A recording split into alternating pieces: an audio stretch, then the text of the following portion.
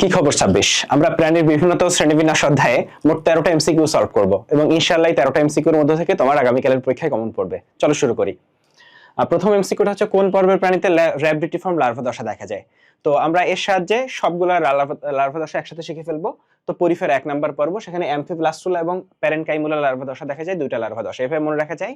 পরি দিয়ে হচ্ছে তোমরা পরিমণিকে চিনো, তো আমরা মনে রাখার জন্য যে পরিমণির প্যারেন্ট মানে বাবা মা একটা ব্লাস্টের শিকার হয়েছে বা একটা ব্লাস্টে আহত হয়েছে, তাহলে পরিমণির প্যারেনকাইমুলা ব্লাস্টে আহত হয়েছে।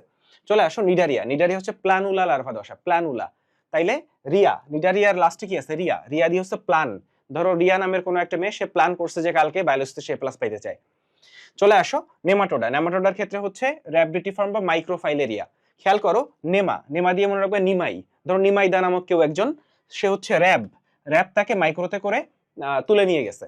তাহলে র্যাব তাকে মাইক্রোতে করে তুলে নিয়ে গেছে কাকে? নিমাইদাকে। তাহলে নেমাটোডা হচ্ছে র‍্যাবডিটিফর্ম এবং মাইক্রোফাইলেরিয়া লার্ভা দশা। ফলে র‍্যাবডিটিফর্ম লার্ভা দশা দেখা যায় কোথায়? নেমাটোডাতে। চলে আসো মলাস্কা হচ্ছে 5 নাম্বার পর্ব।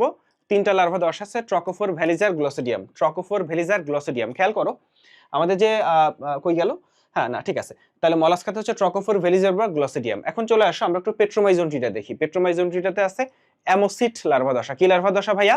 অ্যামোসিট লার্ভা দশা।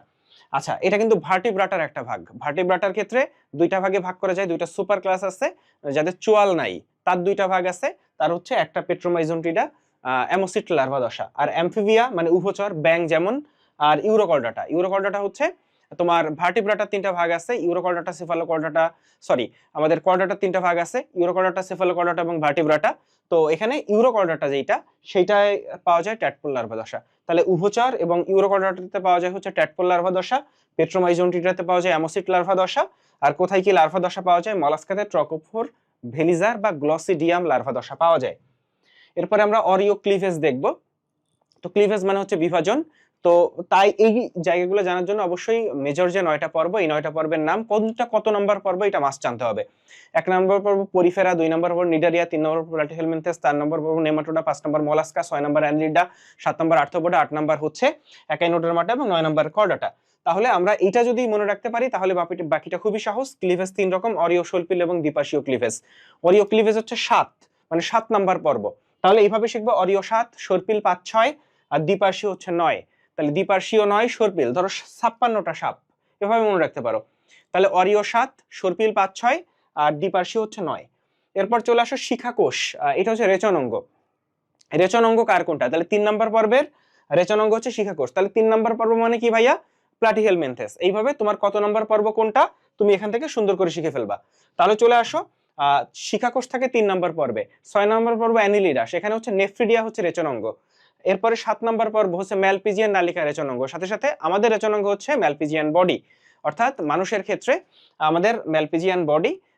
এরপর চলে আসো 8 নম্বর পর্ব, যেটা তার রেচন অঙ্গ নাই। তাহলে 3 নম্বর পর্ব শিখাকোষ এবং 6 নম্বর পর্ব নেফ্রিডিয়া, এই দুটাই সবচেয়ে বেশি আসে। 7 নম্বর ম্যালপিজিয়ান নালিকা, এটাও আসে। তাহলে 3, 6, 7, 3 নম্বর শিখাকোষ, 6 নম্বর নেফ্রিডিয়া এবং 7 নম্বর হচ্ছে ম্যালপিজিয়ান নালিকা রেচন অঙ্গ। চলে আসো দ্বি অরিও প্রতিসাম্য কোনটি? প্রতিসাম্যতার ক্ষেত্রে আমরা একটু দেখবো অরিও প্রতিসাম্য, হাইড্রা, জেলিফিশ, সি অ্যানিমন। এগুলো আসলে ভাই 2 নম্বর পর্ব। এগুলো হচ্ছে আমার 2 নম্বর পর্ব, হাইড্রা, জেলিফিশ, সি অ্যানিমন। সির জলে হাইড্রা দিয়ে মনে রাখা যায়, সির জলে হাইড্রা। কবিতা হচ্ছে সির জলে হাইড্রা। চলে আসো অরিও প্রতিসাম্য, সরি দ্বি অরিওর ক্ষেত্রে হচ্ছে 2 অরিও, 2, তাহলে 2টা সি আছে, দেখছো সিতে সিওলোপ্লানা, সিতে টিনোফোরা, সিতে সিওলোপ্লানা। তাহলে 2টা সি, দ্বি অরিও 2টা সি। দ্বিপার্শ্বীয়, এটা হচ্ছে প্রজাপতি, ব্যাং, মানুষ, অর্থাৎ ম্যাক্সিমাম পর্বই কিন্তু দ্বিপার্শ্বীয়। ম্যাক্সিমাম পর্বই হচ্ছে দ্বিপার্শ্বীয়। অ্যাকচুয়ালি 3 থেকে শুরু করে 9 নাম্বার পর্ব মোটামুটি ম্যাক্সিমামই দ্বিপার্শ্বীয়, কিছু ব্যতিক্রম বাদে সবাই কম বেশি দ্বিপার্শ্বীয়। অপ্রতিসাম্য হচ্ছে স্পঞ্জ, আপেল, শামুক। অপ্রতিসাম্য হচ্ছে স্পঞ্জ, আপেল, শামুক হচ্ছে স্পঞ্জ হচ্ছে 1 নম্বর পর্ব কিন্তু। তাহলে 1 নম্বর পর্ব হচ্ছে অপ্রতিসাম্য, 1 নম্বর পর্ব হচ্ছে অপ্রতিসাম্য। এর বাইরে আপেল, শামুক হচ্ছে 5 নম্বর পর্বের। আচ্ছা, গোলীয় প্রতিসাম্য দেখো, গোলীয় ও, তাহলে দেখো ভলভক্সে ও আছে, রেডিওতে ও আছে, হেলিওতে ও আছে। তাহলে ভলভক্স, রেডিওলারিয়া, হেলিওজোয়া সবগুলোতে ও আছে। তাহলে ও থাকলে গোলীয় প্রতিসাম্য। অপ্রতিসাম্য হচ্ছে স্পঞ্জ, আপেল, শামুক। স্পঞ্জ 1 নম্বর পর্বের যারা। তাহলে দ্বিপার্শ্বীয় হচ্ছে প্রজাপতি, ব্যাং, মানুষ। মেইনলি 3 থেকে 9 নম্বর পর্বের ম্যাক্সিমামই দ্বিপার্শ্বীয় প্রতিসাম্য। যেমন তুমি যদি আর্থ্রোপোডা পাও, আর্থ্রোপোডা পর্ব দেখো, হ্যাঁ 7 নাম্বার পর্ব, তুমি দেখবে যে আর্থ্রোপোডা পর্বের বিস্তারিততে লেখা আছে দ্বিপার্শ্বীয় প্রতিসাম্য। দ্বিঅরীয় হচ্ছে 2টা সি, মানে ব্যাপারটা তোমাকে সিম্পলি বলি, অরীয় শিখবা হাইড্রা জেলিফিশ সি অ্যানিমন, দ্বিঅরীয় শিখবা 2টা সি, অপ্রতিসাম্য শিখবে স্পঞ্জ আপেল শামুক, সমস্যা নাই, গলীয় শিখবে এই 3টে, এর বাইরে যা পাবা সব দ্বিপার্শ্বীয় প্রতিসাম্য, এর বাইরে যা পাবা সব দ্বিপার্শ্বীয় প্রতিসাম্য। ক্লিয়ার? এর বাইরে চলে আসো, কোন প্রাণীতে প্রতীপ রূপান্তর? দেখো রূপান্তর জিনিসটা ঘটে হচ্ছে, রূপান্তর দেখা যায় 7 নাম্বার পর্বে, রূপান্তর দেখা যায় 7 নাম্বার পর্বে, 7 নাম্বার পর্ব না আর্থ্রোপোডাতে ঘাস ফড়িং এ রূপান্তর দেখা যায়, তুমি দেখছো ঘাস ফড়িং এর রূপান্তর হচ্ছে হেমি মেটাবোলাস ধরনের রূপান্তর। এখন আসো, প্রতীপ রূপান্তর মানে উল্টা, উল্টা মানে অনুন্নত, উন্নত থেকে অনুন্নতির দিকে যায়, মানে উল্টা রূপান্তর। নরমালি যে কেউ উন্নত, অনুন্নত থেকে উন্নতির দিকে যায়, আর প্রতীপ রূপান্তরে উন্নত থেকে, যে কেউ অনুন্নত থেকে উন্নতির দিকে যায়। আর প্রতীপ রূপান্তর মানে উল্টা, উল্টার ক্ষেত্রে এরা হচ্ছে উন্নত থেকে অনুন্নতির দিকে যায়। এখন কর্ডাটার ক্ষেত্রে চলে আসো, কর্ডাটার 3টা ভাগ তোমরা জানো, ইউরোকর্ডাটা, সেফালোকর্ডাটা আর ভার্টিব্রাটা। তো আমরা একটু যদি দেখি ইউরোকর্ডাটা যারা, তাদেরকে কি কি নামে ডাকে? টিউনিকেটা বলে এদের, কারণ এদের যে আবরণ সেটা টিউনিসিন আবরণ। প্রতীপ রূপান্তর দেখা যায়, তারপর রিভার্স পেরিস্টালসিস দেখা যায়, মানে সবকিছু উল্টা উল্টা ইউরোকর্ডাটার ক্ষেত্রে। আর ট্যাডপোল লার্ভা দশা দেখা যায়। আর সেফালোকর্ডাটাকে ভল্লাকার বা বল্লমাকার প্রাণী বলে। আর ভার্টিব্রাটার অনেকগুলো ভাগ আছে, তুমি জানো মাছ আছে, উভচর আছে, সরীসৃপ আছে, পাখি আছে, স্তন্যপায়ী বা আমরা আছি, আমরা কিন্তু ভার্টিব্রাটার মধ্যে। চলে আসো, এরপরে আমরা একটু দেখব যে কোন পর্বে কি আছে। এখানে বলতেছে কোনটা সঠিক। তো ফার্স্টে মলাস্কার কয়েকটা ইম্পর্টেন্ট বৈশিষ্ট্য বলি। মলাস্কার হচ্ছে আবরণটা হচ্ছে ম্যান্টল, মলাস্কার আবরণটা ম্যান্টল, মতে মলাস্কা মতে ম্যান্টল। ওদের এক ধরনের রেতি জিহ্বা আছে যেটাকে র্যাডুলা বলে। আর মলাস্কার ক্ষেত্রে হিমোসিল আছে, মলাস্কার ক্ষেত্রে হিমোসিল আছে। এই প্রাণীজগতের দ্বিতীয় বৃহত্তম পর্ব এটা। মলাস্কা হচ্ছে প্রাণীজগতের দ্বিতীয় বৃহত্তম পর্ব। আর আর্থ্রোপোডা এটা হচ্ছে প্রাণীজগতের বৃহত্তম পর্ব। আর্থ্রোপোডা এবং মলাস্কা 5 আর 7 এর ভিতর কিছু মিলও আছে। যেমন ধরো মলাস্কার ক্ষেত্রে হিমোসিল আছে, খেয়াল করো, আর্থ্রোপোডার ক্ষেত্রেও কিন্তু হিমোসিল আছে। আর্থ্রোপোডার যে বৈশিষ্ট্য এটা আসলে ঘাস ফড়িং এর বৈশিষ্ট্য। ফলে ঘাস ফড়িং এ তুমি ট্যাগমাটা বা অঞ্চলায়ন দেখছো, ঘাস ফড়িং এর পুঞ্জাক্ষী আছে। ঘাস ফড়িং এর ক্ষেত্রে রক্তকে হিমোসিল বলে, মানে রক্ত যেখানে থাকে সেটাকে হিমোসিল বলে। ম্যালপিজিয়ান নালিকা আছে ঘাস ফড়িং এ, রূপান্তর দেখা যায় ঘাস ফড়িং এ। তারপর হচ্ছে ঘাস ফড়িং এর ক্ষেত্রে বা 7 নম্বর পর্বের প্রাণীদের ক্ষেত্রে কাইটিন থাকে। এই জিনিসগুলো আমরা জানি। ফলে এই আর্থ্রোপোডার বৈশিষ্ট্য হচ্ছে এগুলা। এখন চলে আসো, আমরা পরিফেরা সম্পর্কে যদি একটু জানি, যে পরিফেরা পর্বের প্রাণীদেরকে স্পঞ্জ বলে। স্পঞ্জ মানে ছিদ্র, মানে এদেরকে ছিদ্রালো প্রাণী বলে কেন, বা স্পঞ্জ কেন বলে? কারণ এদের বডিতে ছিদ্র আছে। কোয়ানোসাইট নামক বিশেষ ফ্ল্যাজেলা যুক্ত কোষ আছে পরিফেরা পর্বের প্রাণীতে।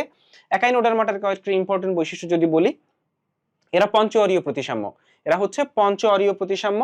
চলনাঙ্গ হচ্ছে টিউব ফিট বা নালিকা পদ, এবং অনন্য গড়নের পানি সংবহন তন্ত্র। খুবই গুরুত্বপূর্ণ যে একাইনোডার্মাটা পর্বের যারা, একটু বলি, একাইনোস মানে কিন্তু কাটা, মানে এদের বডিতে কাটা কাটা কাটা কাটা কাটা যুক্ত। ফলে একাইনোস মানে কাটা, অনন্য গড়নের পানি সংবহন তন্ত্র। আর এখানে অ্যানেলিডার চলনাঙ্গ হচ্ছে সিটি বা প্যারাপোডিয়া, মানে এই প্যারাপোডিয়াটা কি, সেটা হচ্ছে অ্যানেলিডার চলনাঙ্গ। ফলে এটা ঠিক না। মলাস্কার বৈশিষ্ট্য কিন্তু প্যারাপোডিয়া না। একটু চলে আসো র্যাডুলা। এখন এখানে দেখো, র্যাডুলা হচ্ছে মলাস্কার বৈশিষ্ট্য, কিন্তু এখানে বলছে র্যাডুলা আর্থ্রোপোডার বৈশিষ্ট্য, এটাও ঠিক না। স্পঞ্জ মানে পোর মানে ছিদ্র, স্পঞ্জ মানেও ছিদ্র। ফলে এইটা আসলে রাইট আনসার। চলে আসো একাইনোডার্মাটা, এইটা হচ্ছে 8 নাম্বার পর্ব। একাইনোস মানে কাটা। আর নটোকর্ড, যাদের নটোকর্ড আছে, এটা হচ্ছে কর্ডাটা পর্বের যারা, নটোকর্ড কর্ডাটা। ফলে এইটাও ঠিক না, এটাও ঠিক না, এটাও ঠিক না। সঠিক উত্তর এইটা। তাহলে সাথে সাথে অনেকগুলো ইনফো আমরা জেনে নিলাম। মলাস্কার বৈশিষ্ট্য মেন্টাল আবরণ, র্যাডুলা, হিমোসিল। মেন্টাল আবরণ, র্যাডুলা, হিমোসিল। এরপর আর্থ্রোপোডার ক্ষেত্রে আমরা দেখলাম ট্যাগমাটা, পুঞ্জাক্ষী, হিমোসিল, ম্যালপিজিয়ান নালিকা, রূপান্তর, কাইটিন। তাহলে মলাস্কার আর্থ্রোপোডার একটা কমন বৈশিষ্ট্য কি পাইলাম ভাইয়া? দুইটারই হিমোসিল আছে, দুইটারই হিমোসিল আছে। পরিফেরা স্পঞ্জ আর কোয়ানোসাইট কোষ আছে। একাইনোডার্মাটার ক্ষেত্রে আমরা দেখলাম পঞ্চঅরীয় প্রতিসাম্য, অনন্য গড়নের পানি সংবহন তন্ত্র, এবং চলনাঙ্গ হচ্ছে টিউব ফিট বা নালিকাপদ। অ্যানেলিডার চলনাঙ্গ হচ্ছে সিটি বা প্যারাপোডিয়া। তাহলে আমরা কিন্তু 6 নাম্বার এবং 8 নাম্বারের চলনাঙ্গ কি সেটাও পেয়ে গেলাম। চলে আসো কোনটি এন্ডোথার্মিক। এন্ডোথার্মিক মানে যাদের টেম্পারেচার দেহের মানে বাইরের পরিবেশের সাথে কোনো সম্পর্ক নাই, যাদের টেম্পারেচার মানে অ্যাকচুয়ালি ফিক্সড। তাহলে এন্ডোথার্মিক হচ্ছে আসলে এই যে দেখো, অ্যাভিসার ম্যামালিয়া মানে আমরা যারা মায়ের দুধ খায়, ম্যামালিয়া, এবং অ্যাভিস মানে পাখি। তাহলে পাখি আর ম্যামালিয়া হচ্ছে এন্ডোথার্মিক।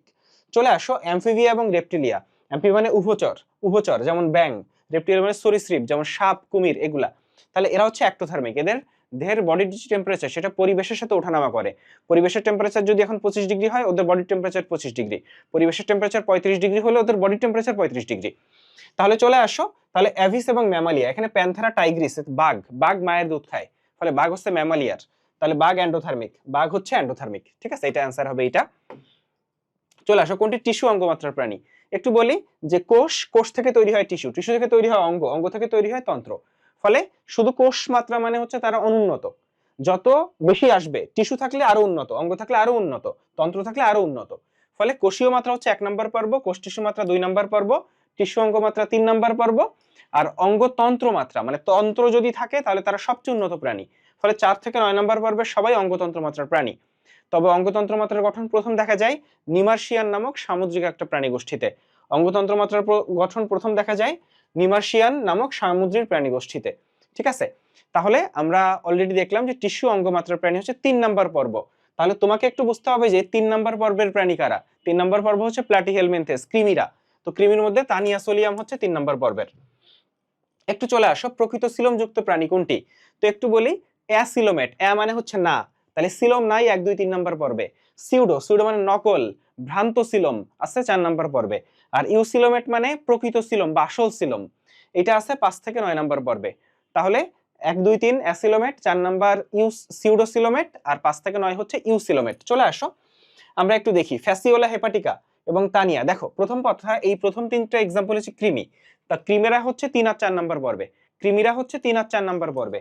তাহলে এই ফ্যাসিওলা হেপাটিকা 3 নম্বর পর্বে, তানিয়াসোলিয়াম 3 নম্বর পর্বে, অ্যাসকারিস লাম্ব্রেকয়েডিস গোল কৃমি এটা 4 নম্বর পর্বে। তাহলে 3 আর 4 নম্বর পর্বের প্রাণীরা কিন্তু অ্যাসিলোমেট আর সিউডোসিলোমেট। তাহলে মেটাফোর পোস্তুম এটা হচ্ছে কেঁচো, কেঁচো আর যোগ হচ্ছে 6 নম্বর পর্বের। আর 6 নম্বর পর্বের যারা তারা ইউসিলোমেট বা প্রকৃত সিলোম যুক্ত। অ্যান্সার হবে এইটা, 6 নম্বর পর্বের যারা তারা ইউসিলোমেট বা প্রকৃত সিলোম যুক্ত।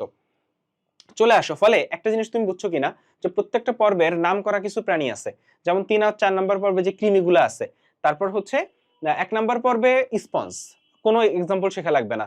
2 নম্বর পর্বে হচ্ছে আমাদের হাইড্রা জেলিফিশ, দুইটা নাম শিখতে হয়। 3 নম্বর 4 নম্বর পর্বের কৃমিগুলোর নাম শিখতে হয়, কারণ প্যাচ লেগে যায় 3 আর 4। 5 নম্বরে হচ্ছে তোমার মলাস্কা, মলাস্কা শামুক, ঝিনুক, অক্টোপাস। 6 নম্বর পর্বে অ্যানিলিডা, কেঁচো যোগ মনে রাখলে হয়। 7 নম্বর পর্বে আর্থ্রোপোডা, এখানে একটু নামগুলো মনে রাখতে হয়, তবে তুমি জানো এগুলো সব পতঙ্গ। 8 নম্বর পর্ব হচ্ছে একাইনোডারমাটা, এখানে ওইভাবে ঝামেলার কিছু নাই, এখানে হচ্ছে সমুদ্র তারা, নামের সাথে হয় সমুদ্র থাকবে নাহলে তারা থাকবে। আর 9 নম্বর পর্ব তো আমরা বা মাছ আছে, তারপর স্তন্যপায়ী আছে, উভচর আছে, পাখি আছে, আমরা আছি। আচ্ছা, তাহলে একটু চলে আসো একাইনোডারমাটা পর্বের বৈশিষ্ট্য কোনটা।